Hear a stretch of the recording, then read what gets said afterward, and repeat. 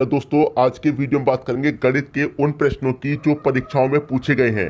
और RRB group D का exam आपको पता है नेक्स्ट मंथ है और आपको ये प्रश्न बहुत हेल्प करेंगे, तो वीडियो को आप अंत तक जरूर देखिएगा। चलिए स्टार्ट करते हैं दोस्तों। पहला प्रश्न है, दो संख्याओं का योग 9 है।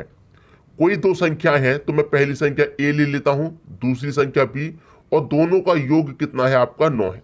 यही तो कहा है। अब कह रहा है और उनके व्युत्क्रमों का योग 1/2 है। अब व्युत्क्रम का योग दोस्तों, व्युत्क्रम का मतलब क्या है देखिए मैं आपको बता दूं।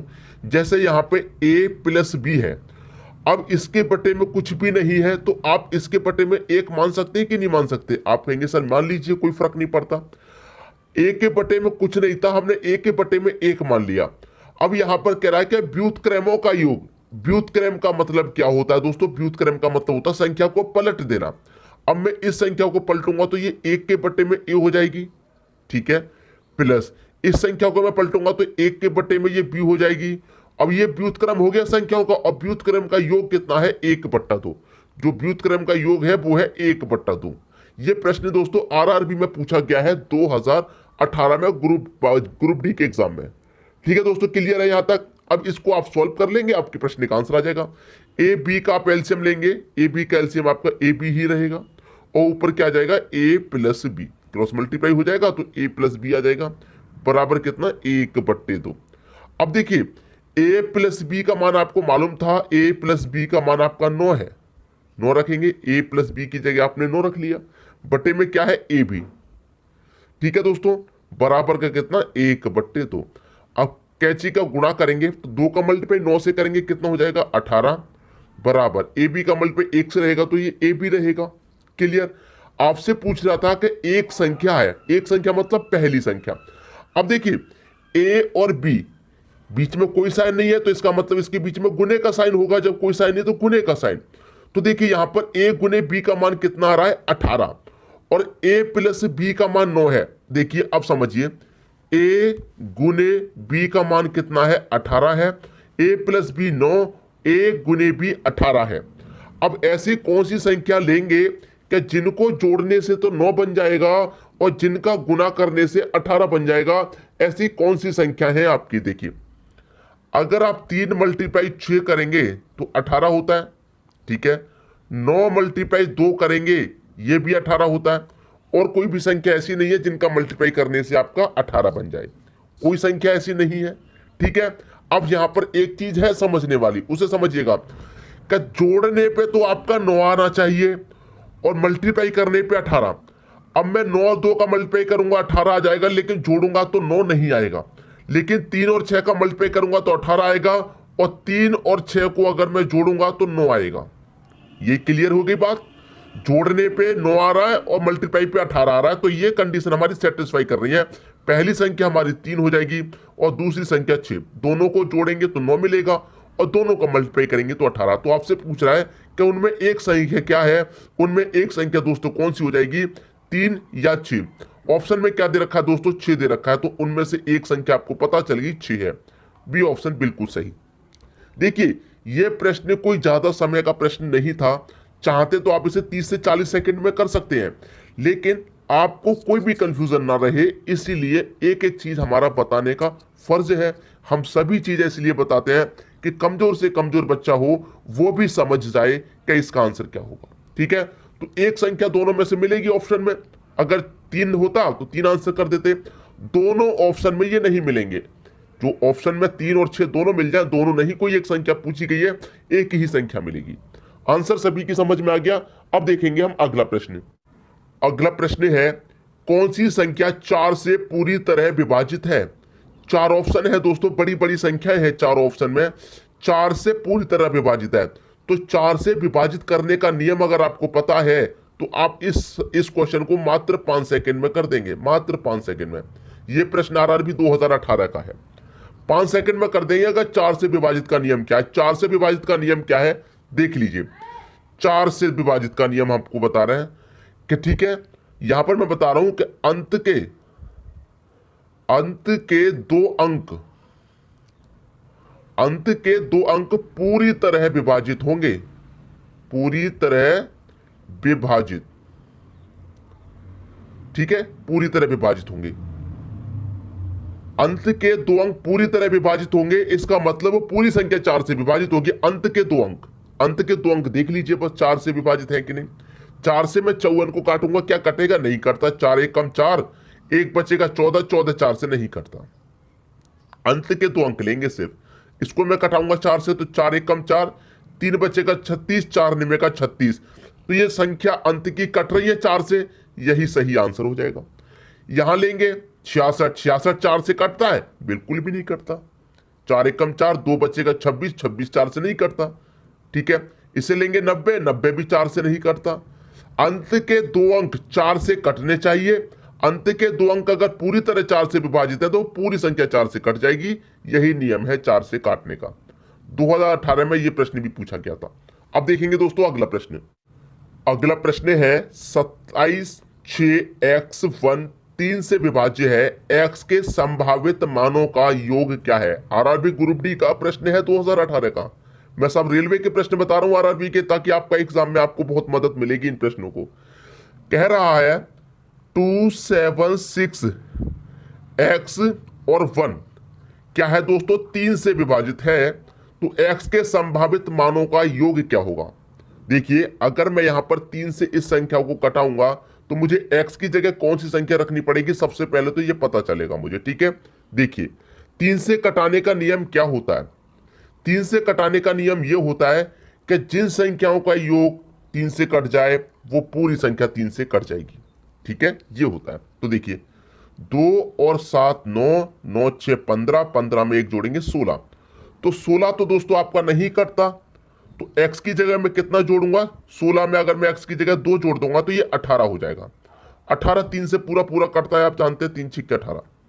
तो 2 ऑप्शन में है? बिल्कुल भी नहीं है। अब देखिए यहां तक योग हमारा कितना था? 16 था, हमने 2 जोड़ा 18 आ गया।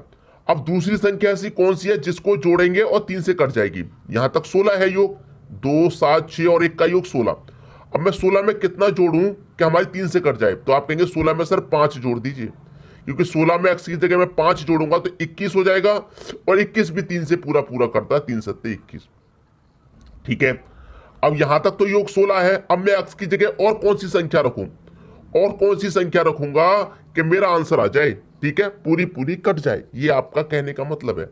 तो देखिए यहां तक 16 है, अगर आप x की जगह 8 रख देंगे तो 16 में 8 रखेंगे x की जगह 24 हो जाएगा, और 24 भी 3 से पूरा पूरा करता है, 3 8 24। हमें संभावित मानों का क्या पूछ रहा था? योग पूछ रहा है। तो पहला संभावित मान हमारा 2 है, दूसरा संभावित मान 5 है, तीसरा संभावित मान 8 है। इनका क्या पूछ रहा है? योग। तो योग करिए, 2 और 5 कितना हो जाएगा? 7, 7 और 8 कितना होता है? 15। तो संभावित मानों का योग कितना आ गया? 15। 15 दे रखा है बी ऑप्शन में। अगर 15 ऑप्शन में नहीं होता तो हम आगे और मान निकालते और फिर उनका योग करके जोड़ देते। तो यहां तक सभी की समझ में बात आ गई, किसी को कोई समस्या नहीं होगी। अब देखेंगे अगला प्रश्न। अगला प्रश्न है निम्नलिखित में से कौन सी संख्या 6 से विभाज्य है? आरआरबी का प्रश्न है, ये भी 6 से विभाजित है, 6 से कटनी चाहिए। 6 से कटने का नियम आप शायद भूल जाएं, इसलिए मैं इसको अलग तरीके से बताता हूं कि 6 के आप कर लीजिए गुणनखंड, मतलब फैक्टर। तो 6 के फैक्टर क्या होंगे? 2 गुने 3 होंगे।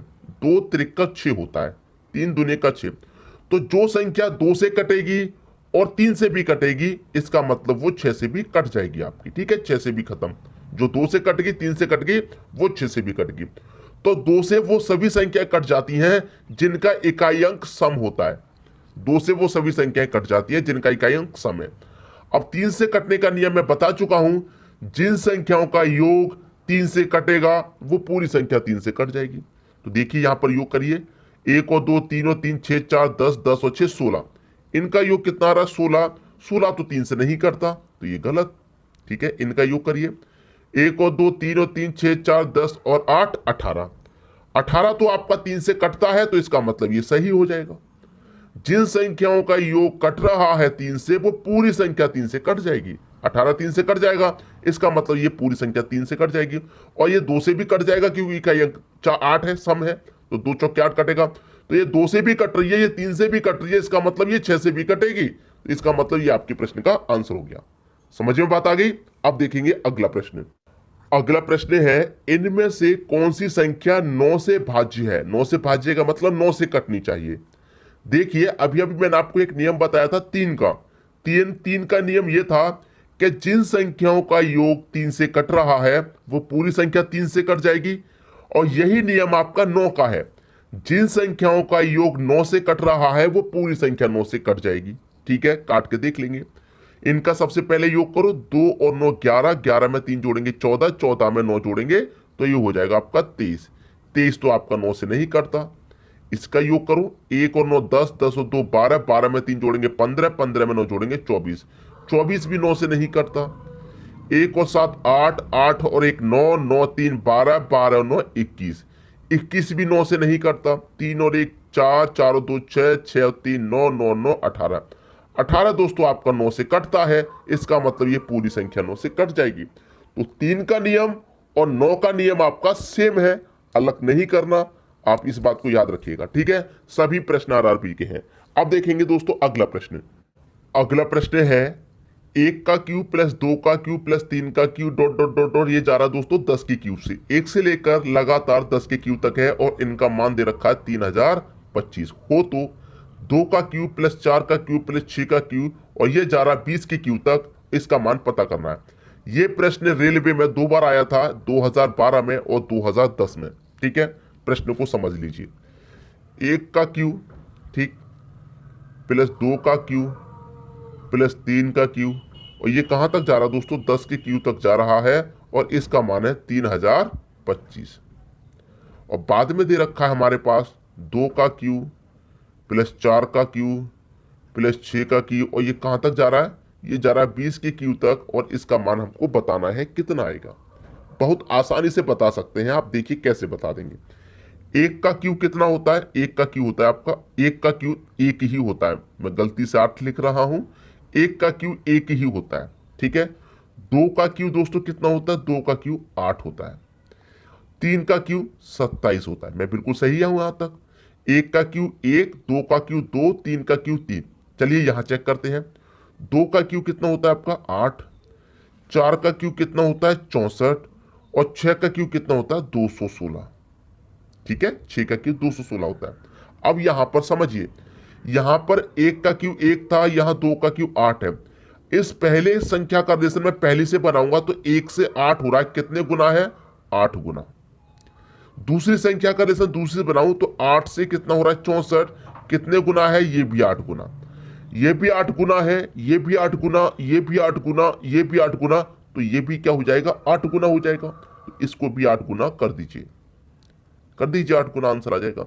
8 पच्चे 40 का 0, कैरी का 4। 8 दूने का 16, कैरी का 4 जोड़ेंगे 20 हो जाएगा। 20 का 0, कैरी का 2।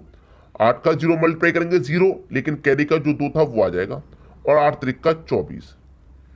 24,200 किस ऑप्शन में है? 24,200 डी ऑप्शन में है। यह आपके प्रश्न का सही आंसर हो जाएगा। उम्मीद करूंगा बहुत अच्छे से प्रश्न आपको समझ में आ गया है, किसी को कोई समस्या नहीं होने वाली। अब देखेंगे हम अगला प्रश्न। अगला प्रश्न है 12.0543 में 3 का स्थानीय मान कितना है? भाई 3/10 है या फिर 3 है, 3/1000 या 3/10,000, कितना है? ये प्रश्न भी दोस्तों आपका आरआरबी में पूछा गया है। कब? 2018 में। अब इस प्रश्न का आंसर आप मुझे कमेंट बॉक्स में बताएंगे क्या आएगा। लेकिन वीडियो अभी खत्म नहीं हुआ, इसके बाद में एक और प्रश्न है, उसको देखिए, क्योंकि टेट लेवल का प्रश्न है वो, ठीक है, उसको जरूर देखिएगा। और प्रश्न की बात करूं मैं तो इससे अगला जो प्रश्न है ये 7वां है। 8वां जो प्रश्न है वो 5 बार आया है अभी तक परीक्षा में और टेट लेवल का है। तो इसका आंसर आप मुझे कमेंट बॉक्स में बताइए। नंबर सिस्टम का ये प्रश्न बहुत इजी है, सबसे पहले आप इसी प्रश्न को पढ़ते हैं। तो इसका आंसर आप मुझे कमेंट बॉक्स में बताइएगा क्या आएगा, ठीक है। अब देखेंगे अगला प्रश्न। अगला प्रश्न है, एक प्रतियोगिता में 5 बच्चे भाग लेते हैं, प्रत्येक बच्चा एक दूसरे के साथ खेलता है, तो कितने खेल खेले गए? 5 बार आया है परीक्षा में। देखिए यहां पर ये जो प्रश्न है ये 2 टाइप के बनते हैं और दोनों टाइप आप समझ लीजिए। इनमें एक फॉर्मूला होता है n into n minus 1 divided by 2, ये फॉर्मूला, ठीक है, समझेंगे अच्छे से। n का मतलब कितना है आपके पास? 5, तो n की जगह 5 रखेंगे, इंटू n की जगह 5, 5 में से एक जाएगा 4/2, 2 से कट जाएगा ये 2 बार में, 5 दूने का 10। तो यहां पर पूछ रहा था कितने खेल खेले गए, भाई 10 खेल खेले गए, डी ऑप्शन सही। यहां पर कह रहा है कि एक दूसरे के साथ खेलता है, कभी कभी क्या कहता है कि एक दूसरे से हाथ मिलाना, तब भी आंसर 10 ही आएगा। और कभी कभी कहता है कि एक दूसरे को गिफ्ट देता है। देखिए ये पहला बच्चा और ये दूसरा बच्चा, ठीक है। अब यहां पर कह रहा है कि एक दूसरे के साथ खेलते हैं, ये बच्चा खेलेगा और ये बच्चा खेलेगा, ये दोनों खेलेंगे यहां पर। तो ये कितने खेल हो गए भाई, 2 टीमें जब खेलती हैं तो वो एक मैच ही तो कहलाता है, कहलाता है कि नहीं कहलाता। एक ये है, एक ये है, दोनों मिलकर खेले तो एक ही तो हो गया मैच, एक खेल हो गया। अगर यहां पर गिफ्ट वाला प्रश्न हो जाता, जैसे कि यहां पर एक बच्चा है, यहां पर एक बच्चा है, ये वाले बच्चे ने इसको गिफ्ट दिया और ये वाले बच्चे ने इसको गिफ्ट दिया, तो टोटल गिफ्ट की संख्या 2 हो गई। तो याद रखिएगा कि जो गिफ्ट वाले प्रश्न होते हैं वो इसका 2 गुना होते हैं। हाथ मिलाने वाला पूछे चाहे खेलने वाला पूछे, गिफ्ट वाला प्रश्न इसका 2 गुना होता है। 2 गुने का मतलब है कि इसका जो फॉर्मूला होता है वो होता है n इंटू n माइनस 2, बस इतना। डिवाइड में 2 नहीं होता, डिवाइड में 2 करेंगे तो ये निकल के आ जाएगा आधा, और डिवाइड में 2 नहीं करेंगे तो सीधा सीधा आपकी प्रश्न का आंसर वही आ जाएगा निकल के 2 गुना। सभी की समझ में यहां बात अच्छे से आ गई है। और मैंने जो आपको होमवर्क के लिए प्रश्न दिया है नंबर सिस्टम का, उसका आंसर आप मुझे कमेंट बॉक्स में जरूर बताइएगा। ठीक है दोस्तों, वीडियो देखने के लिए आपका बहुत बहुत धन्यवाद।